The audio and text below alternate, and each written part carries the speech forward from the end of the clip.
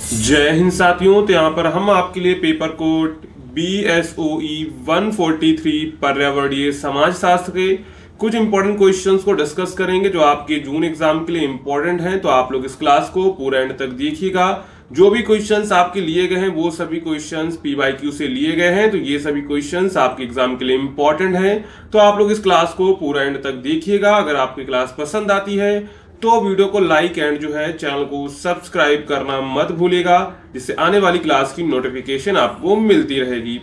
और अगर आप लोग इस सब्जेक्ट के गैस पेपर को परचेज करना चाहते हैं जिसमें आपको PYQ के सभी important questions plus other questions जो भी आपकी एग्जाम में बन सकते हैं वो सभी क्वेश्चंस आपको जो है गैस पेपर में देखने को मिल जाएंगे। अगर आप उसे डाउनलोड करना चाहते हैं तो उसे आप हमारी वेबसाइट से डाउनलोड कर सकते हैं, या फिर अगर आप वेबसाइट से नहीं कर पा रहे हैं तो डिस्क्रिप्शन में आपको एक नंबर दिया गया है, उस नंबर पे आप लोग व्हाट्सएप मैसेज करके परचेज कर सकते हैं। जिनको वेबसाइट से करना है सिंपली आपको गूगल पे जाना है और सर्च करना है shop.hindustanknowledge.com।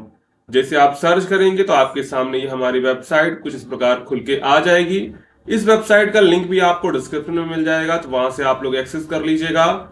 अब आपको सिंपली क्या करना है, सर्च कोड का ये बटन आपको दिख रहा होगा आइकन, यहाँ पर सिंपली आपको सर्च कोड पर क्लिक करना है और यहाँ पर आपको अपना कोड टाइप करना है BSOE 143। ठीक है, जैसे आप इसको टाइप करेंगे तो यहाँ हिंदी इंग्लिश दोनों लैंग्वेज में आपको गैस पेपर देखने को मिल जाएगा। तो जिस भी लैंग्वेज में आपको डाउनलोड करना है सिंपली उस पर आपको क्लिक करना है। जैसे मान लीजिए हिंदी का करना है तो आप हिंदी पर क्लिक करेंगे और इसके बाद यहाँ पर आपको बाय नाउ पर क्लिक करके इस बटन को और इसको परचेज कर लेना है। अगर आपको परचेज करने में कोई प्रॉब्लम होती है, आपका पेमेंट कट जाता है, आपको नहीं मिलता है PDF, तो आप इस नंबर पे व्हाट्सएप या फिर व्हाट्सएप आइकन पर क्लिक करके हमारी टीम को व्हाट्सएप कर सकते हैं, आपकी प्रॉब्लम सॉल्व हो जाएगी। ठीक है, अब चलते हैं वापस अपने प्रश्नों पर। तो यहाँ पर हमारा पहला प्रश्न है, गहन पारिस्थितिकी शब्द से आप क्या समझते हैं, व्याख्या कीजिए।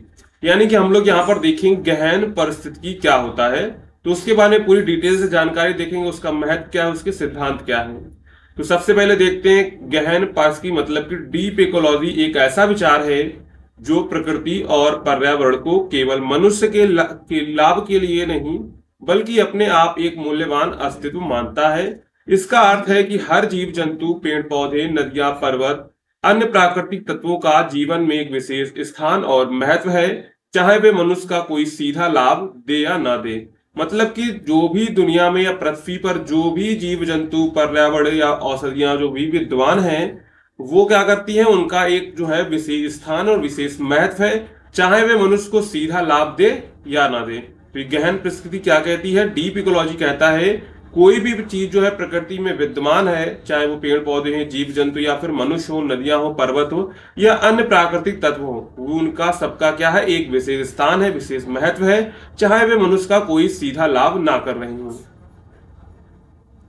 यह विचार सबसे पहले नॉर्वे के दार्शनिक अर्ने नेस ने 1972 में प्रस्तुत किया था। उन्होंने पारंपरिक या सतही परिस्थितिकी से अलग एक नई सोच की बात की जिसे उन्होंने गहन परिस्थिति कहा। सतही परिस्थिति केवल प्रदूषण नियंत्रण, संसाधनों का संरक्षण और पर्यावरण की सुरक्षा पर केंद्रित होती है, लेकिन उसका मुख्य उद्देश्य मनुष्य के हित को प्राथमिकता देना होता है। जबकि गहन परिस्थिति यह मानती है कि सभी जीव समान रूप से महत्वपूर्ण हैं और मनुष्य को प्रकृति पर प्रभुत्व नहीं जमाना चाहिए। देखिए जो आपकी कहाँ गई, ये जो आपकी थी कौन सी परिस्थिति, सतही परिस्थिति यानी कि सैलो इकोलॉजी। तो ये क्या कहते हैं, ये हमेशा जो है मानव यानी कि मनुष्य की ओर झुकी रहती है, यानी कि उसके जो है हमेशा उसको प्राथमिकता देती है और उसके लाभ के बारे में सोचती है। लेकिन जो गहन परिस्थिति वो क्या मानती है, वो मानती है कि सभी जीव जो है पृथ्वी पर समान है, तो मनुष्य को क्या करना है, प्रकृति पर अपना प्रभुत्व नहीं जमाना है, यानी कि पर्यावरण को ज्यादा नहीं फैलाना है और ऐसी चीज नहीं करनी है जिससे कोई दूसरी जो है जीव जंतु या फिर पेड़ पौधे या पर्वतों को कोई नुकसान पहुंचे। जबकि जो सतही परिस्थिति होती है वो क्या बात करती है, वो हमेशा मनुष्य का लाभ सोचती है। क्या करती है, मनुष्य का लाभ सोचती है और हमेशा उसके हित में काम करता है। अब इसके बाद देखते हैं गहन परिस्थिति के कुछ मुख्य सिद्धांत देख लेते हैं।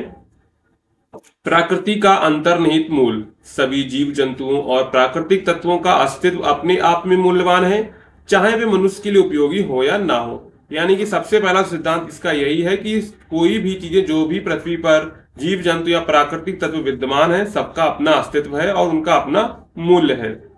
इसके बाद जीवों की विविधता और समृद्धि, पृथ्वी पर जितने अधिक जीव और वनस्पति होंगी, पारिस्थितिकी तंत्र उतना ही संतुलित और मजबूत रहेगा।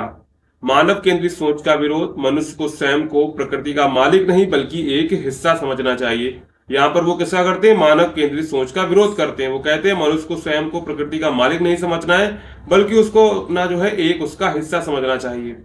इसके बाद है संरक्षण और जीवन शैली में बदलाव, संसाधनों का अति दोहन ना करके हमें सरल और संतुलित जीवन शैली अपनानी चाहिए। इसके बाद स्थानीय और वैश्विक सोच, हमें केवल अपने क्षेत्र की नहीं पूरे विश्व की पारिस्थितिकी की चिंता करनी चाहिए। इसके बाद देख लेते इसकी उपयोगिता क्या हुई, गहन परिस्थिति की उपयोगिताएं देख लेते हैं। तो यहाँ पर देखिए दो परिस्थिति की यहाँ पर बात हुई है। पहली परिस्थिति हम लोग बात कर रहे थे गहन परिस्थिति की, लेकिन हुआ क्या, बीच में आई हमारी सतही परिस्थिति की। तो ये सवाल आपके एग्जाम में अगर बन जाए सतही परिस्थिति तो आप बना पाएंगे।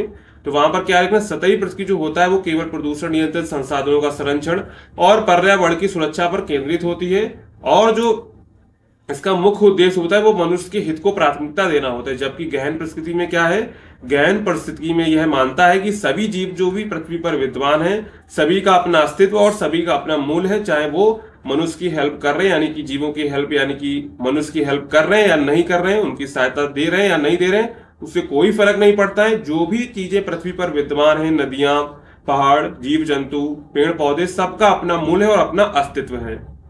तो यहाँ पर दो तरह के हमने परिस्थिति को देखा, सतही परिस्थिति तंत्र और जो है गहन परिस्थिति। तो अब यहाँ पर हम लोग देखेंगे गहन परिस्थिति की उपयोगिता क्या है। तो गहन परिस्थिति हमें यह सिखाती है कि हम प्रकृति के साथ सामंजस्य में कैसे रह सकते हैं। आज जब पर्यावरण संकट, जलवायु परिवर्तन, जैव विविधता की हानि और प्रदूषण जैसे मुद्दे गहराते जा रहे हैं, तब गहन परिस्थिति सोच और भी ज्यादा प्रासंगिक हो जाती है। यह विचार हमें प्रकृति को उपभोग की वस्तु ना समझकर एक साथी की तरह मानने की प्रेरणा देता है। यानी वो कहता है कि जो हमें इससे प्रेरणा लेनी चाहिए, यानी कि मनुष्य को क्या करना है, मनुष्य को पृथ्वी पर यानी कि अपनी प्रकृति पर जो है अपना अधिकार नहीं जमाना है, बल्कि वो क्या है, वो इसका एक हिस्सा है। क्या है, वो एक उसका हिस्सा है, ना ही उसका कोई इस पर जो है कोई कब्जा है। यहाँ पर ये परिस्थिति तंत्र कहता है कि मनुष्य को प्रकृति पर अपना कोई कब्जा नहीं जमाना है, वो सिर्फ ओनली जो है प्रकृति का एक हिस्सा है। इसके बाद यहाँ पर हम लोग निष्कर्ष लिखेंगे। तो गहन परिस्थिति केवल एक वैज्ञानिक या दार्शनिक विचार नहीं है, बल्कि यह एक नैतिक और व्यवहारिक दृष्टिकोण है जो मनुष्य और प्रकृति के बीच संतुलन बनाने की बात करता है। यदि हम इस विचार को अपनाएं तो न केवल पर्यावरण की रक्षा हो सकती है, बल्कि हम एक बेहतर, टिकाऊ और समृद्ध जीवन जी सकते हैं। यह सोच हमें यह याद दिलाती है कि पृथ्वी केवल मनुष्य की नहीं है, बल्कि सभी जीवों की साझा विरासत है। तो ये याद रखना है कि ये पृथ्वी है वो मनुष्य की नहीं है, सभी जो है जीव जंतु सबका जो है यहाँ पर साझा हिस्सा होता है। यानी कि सभी के हिस्से में ये पृथ्वी आती है। जो भी जीव जंतु, चाहे जितना छोटा से छोटा जीव जंतु हो, सभी की ये पृथ्वी है। तो मनुष्य को ऐसा नहीं समझना है कि उसका प्रकृति पर अधिकार है। तो यहाँ पर हमने पहला प्रश्न अच्छे से कवर कर लिया है। हमारा प्रश्न क्या था, गहन पारिस्थितिकी की मुख्य विशेषताएं हमने देखी यहाँ पर, उसके मुख्य सिद्धांत क्या थे और उससे हम लोग समझते क्या है। वो सारी चीजें यहाँ पर हमने डीप में जानी हुई है। अगर आपके एग्जाम में आ जाता है तो आपको ऐसे ही लिखना है। तो हमने यहाँ पर पहला क्वेश्चन कवर कर लिया है। अगर आपको पहला क्वेश्चन पसंद आया हो, आपको समझ में आया हो, तो वीडियो को लाइक कर दीजिए और चैनल को सब्सक्राइब और वीडियो को शेयर कर दीजिए अगर आपका दोस्त भी इस सब्जेक्ट कोड का पेपर देने जा रहा है। और अगर आप लोग टेलीग्राम को ज्वाइन कर लीजिए, जिससे इसकी पीडीएफ जो है ना वहां पर हम शेयर कर देंगे, ठीक है। तो आप लोग टेलीग्राम को सभी लोग ज्वाइन कर लीजिएगा। इसके बाद यहां पर हमारा दूसरा प्रश्न है, पारिस्थितिकी और सामाजिक पर्यावरण पर सरदार सरोवर परियोजना के प्रभाव की चर्चा कीजिए। यानी कि पारिस्थितिकी और सामाजिक पर्यावरण पर सरदार सरोवर जो परियोजना चली थी, जिसमें बांध बना था, तो उसके क्या प्रभाव हुए उसके बारे में चर्चा करेंगे। सबसे पहले देखेंगे उसके पारिस्थितिक प्रभाव क्या है, इकोलॉजिकल इंपैक्ट्स क्या पड़े, और इसके बाद जो है सामाजिक उसके क्या प्रभाव पड़े, वो सब यहाँ पर हम लोग देखेंगे। और देखिए गैस पेपर परचेस करने का एक फायदा है कि अगर आप लोग गैस पेपर जो हम क्लास में करवा रहे हैं, क्योंकि क्लास इतनी ज्यादा हो नहीं पाएंगी, क्योंकि आप जानते हैं बहुत सारे पेपर कोड्स होते हैं तो उन बच्चों की क्लासेस लेनी होती है। तो अगर आप लोग गैस पेपर को कंप्लीटली तैयार कर लेते हैं तो आप लोगों को एग्जाम में बहुत ज्यादा हेल्प मिलेगी और आप लोग जो अपना पेपर जो है पूरा कंप्लीट कर पाएंगे। तो आप लोग उसे जरूर परचेस करना चाहेंगे अगर आप लोग एग्जाम में अच्छा नंबर लाना चाहते हैं। तो चलते हैं यहाँ पर, सबसे पहले हम लोग देखेंगे कुछ इंट्रोडक्शन, इसके बाद हम लोग उसके प्रभावों की चर्चा करेंगे। तो सरदार सरोवर परियोजना भारत की सबसे बड़ी बहुउद्देशीय नदी परियोजनाओं में से एक है, जो नर्मदा नदी पर गुजरात के नर्मदा जिले में स्थित है। कहां पर? जो नर्मदा नदी पर गुजरात के नर्मदा जिले में स्थित है। इसका उद्देश्य था सिंचाई, पेयजल आपूर्ति, जल विद्युत उत्पादन और बाढ़ नियंत्रण। यह परियोजना नर्मदा घाटी विकास योजना का एक हिस्सा है, जिसका निर्माण 1987 में शुरू हुआ और वर्षों तक यह विवादों में भी रहा था। तो इस परियोजना से अनेक लाभ है, लेकिन इसके कुछ गंभीर पारिस्थितिकी और सामाजिक प्रभाव भी हुए, जिन पर हमको ध्यान देना चाहिए। तो सबसे पहला तो पारिस्थितिक प्रभाव क्या हुआ, इकोलॉजिकल इंपैक्ट क्या पड़ा? वनों की कटाई और जैव विविधता का नुकसान हुआ, क्योंकि जब वनों की कटाई हुई तो वहां से जैव विविधता का भी नुकसान हुआ। बोध के जलाशय में क्षेत्र में आने वाले बड़े भूभाग में जंगल और प्राकृतिक वनस्पतियां डूब गईं। इससे वन्य जीवों का निवास स्थान नष्ट हुआ और कई प्रजातियों के अस्तित्व भी संकट में आ गया। यानी कि बांध के जलाशय क्षेत्र में बहुत सारे जो जंगल और प्राकृतिक वनस्पतियां थी वो सब डूब गईं। और इससे क्या हुआ? इससे जो है वन्य जीवों का निवास स्थान नष्ट हुआ और कई प्रजातियां जो है अस्तित्व के संकट के घेरे में आ गईं। इसके बाद नदियों के प्राकृतिक प्रभाव में बदलाव हुआ। बांध बनने से नर्मदा नदी के प्रभाव में बाधा आई, जिससे नीचे के हिस्से में नदी का पारिस्थितिक संतुलन बिगड़ गया। इससे मछलियां की जो प्रजातियां हैं और जलीय जीवन भी प्रभावित हुआ। इसके बाद मिट्टी और जलवायु पर असर। जलाशय क्षेत्र में लंबे समय तक पानी जमा रहने से मिट्टी की गुणवत्ता पर असर पड़ा। कुछ क्षेत्रों में दलदली भूमि बन गई, जो मच्छरों और अन्य कीटों के प्रजनन का केंद्र बन गई। इसके बाद भूकंप का खतरा भी उत्पन्न हुआ। बड़े बांध के निर्माण से भूकंपीय गतिविधियों की संभावना भी बढ़ जाती है, जैसे रिजर्वियर इंड्यूस्ड सेस्मिसिटी भी कहते हैं। क्या कहते हैं? रिजर्वोयर इंड्यूस्ड सेस्मिसिटी भी कहते हैं। इसे क्या कहते हैं? यानी कि भूकंप की संभावना बढ़ने को क्या कहते हैं? Reservoir induced seismicity. क्या कहते हैं? सेस्मिसिटी। ठीक है। इसके बाद है सामाजिक प्रभाव। इसके क्या पड़े हैं? तो इसका सामाजिक प्रभाव सबसे बड़ा पड़ा क्या? विस्थापन, यानी कि लोगों को यहां से विस्थापन करना पड़ा। सरदार सरोवर बांध के कारण हजारों गांव जलमग्न हो गए, जिससे लाखों लोग, विशेष रूप से आदिवासी समुदाय, अपने घरों से विस्थापित हुए। यह देश का सबसे बड़ा विकास के कारण हुआ विस्थापन था। इसके बाद पुनर्वास की समस्याएं इससे उत्पन्न हुई। हालांकि सरकार ने पुनर्वास योजनाएं बनाई, लेकिन अधिकांश विस्थापितों को समय पर भूमि, रोजगार और मूलभूत सुविधाएं नहीं मिल सकी। इनसे उन्हें सामाजिक, मानसिक और आर्थिक कठिनाइयों का सामना भी करना पड़ा। इसके बाद सांस्कृतिक और सामाजिक ढांचे पर असर। तो आदिवासी समुदायों की जीवन शैली, परंपराएं और सामाजिक संबंध इस परियोजना के कारण प्रभावित हुए। उन्हें नए क्षेत्र में जाकर नए समाज में समायोजन करना पड़ा, जिससे उनकी सांस्कृतिक पहचान कमजोर हुई। इसके बाद विरोध आंदोलन भी हुए। इस परियोजना के खिलाफ नर्मदा बचाओ आंदोलन एक बड़ा जन आंदोलन था। इसमें मेधा पाटकर और अन्य सामाजिक कार्यकर्ताओं ने पर्यावरणीय और मानव अधिकारों की रक्षा के लिए संघर्ष किया। ठीक है।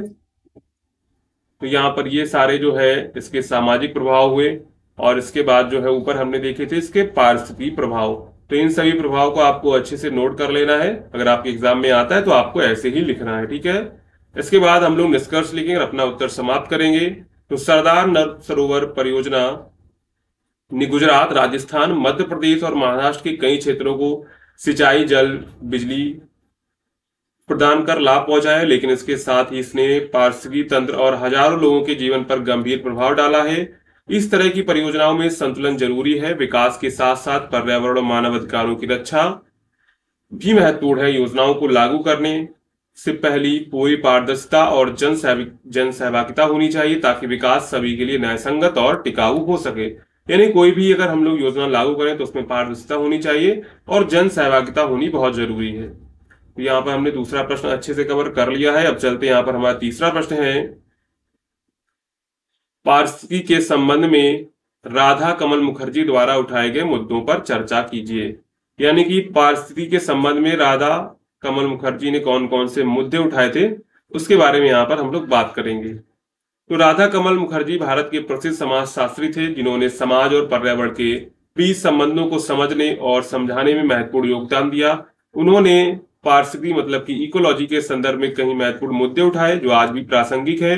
उनकी सोच में प्रकृति और मानव समाज के बीच संतुलन बनाए रखने का पर विशेष जोर था। यानी कि वो कहते थे कि हमको क्या करना है, प्रकृति और जो है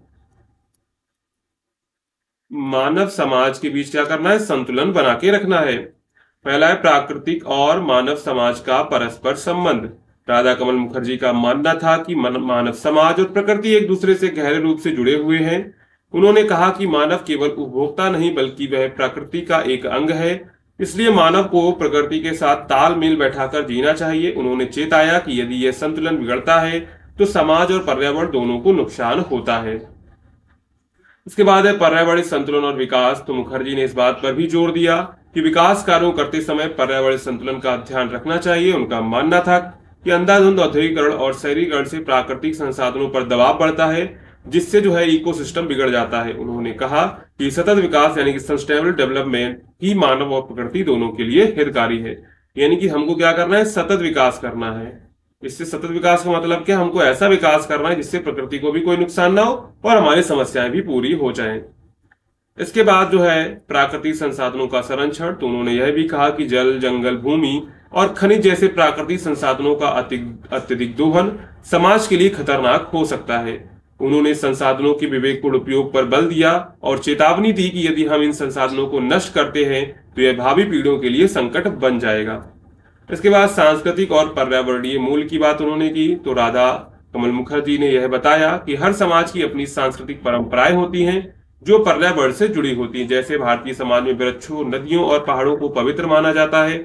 उनका मानना था कि ऐसी सांस्कृतिक मान्यताएं पर्यावरण संरक्षण में मदद कर सकती हैं, इसलिए उन्होंने संस्कृति और पारिस्थितिकी को एक साथ देखने की सलाह दी। इसके बाद समाज शास्त्र और पारिस्थितिकी का समन्वय। तो राधा कमल मुखर्जी पहले समाजशास्त्री थे जिन्होंने पारिस्थितिकी और समाजशास्त्र को जोड़कर देखा। उन्होंने समाजशास्त्र को केवल मानव संबंधों का अध्ययन मानने के बजाय इसे मानव और प्रकृति के बीच संबंधों का भी अध्ययन माना। यह दृष्टिकोण आज के पर्यावरणीय समाजशास्त्र की नींव है। इसके बाद यहाँ पर हम लोग निष्कर्ष लिखकर अपना उत्तर समाप्त करेंगे। तो राधा कमल मुखर्जी के विचार आज के समय में और भी अधिक प्रासंगिक हो गए हैं, जब हम जलवायु परिवर्तन, पर्यावरण प्रदूषण और संसाधनों की कमी जैसे समस्याओं का सामना कर रहे हैं। उन्होंने समाज और पर्यावरण के बीच सामंजस्य की आवश्यकता को पहचाना और हमें यह सिखाया कि प्रकृति का सम्मान करना, उसका संरक्षण करना हमारे सामाजिक दायित्व का हिस्सा है। उनकी पारिस्थितिकी दृष्टि आने वाले समय के लिए मार्गदर्शक सिद्ध हो सकती है। तो यहाँ पर हमने देखे कि जो है राधा कमल मुखर्जी के कौन कौन से मुद्दे थे। पहला तो वो क्या करते हैं, प्रकृति और मानव समाज के परस्पर संबंध की बात करते हैं। इसके बाद पर्यावरण संतुलन और विकास की बात करते हैं। इसके बाद प्राकृतिक संसाधनों के संरक्षण की बात करते हैं और इसके बाद सांस्कृतिक और पर्यावरण जो मूल्य हैं एक दूसरे से जुड़े हुए हैं उसकी बात करते हैं। इसके बाद जो है समाज शास्त्र और पारिस्थितिकी का समन्वय की वो बात करते हैं। तो ये सभी मुद्दे जो है राधा कमल मुखर्जी द्वारा उठाए गए थे, तो वो सभी मुद्दे यहाँ पर हमने चर्चे में कर लिए हैं। तो यहाँ पर टोटल हमने 3 क्वेश्चंस को डिस्कस हुआ हो जो आपकी एग्जाम के लिए इंपॉर्टेंट है। अगर आपको क्लास पसंद आई हो तो वीडियो को लाइक करिएगा, चैनल को सब्सक्राइब करिएगा, अपने दोस्तों में शेयर करना मत भूलिएगा। ठीक है, मिलते हैं अगली क्लास में।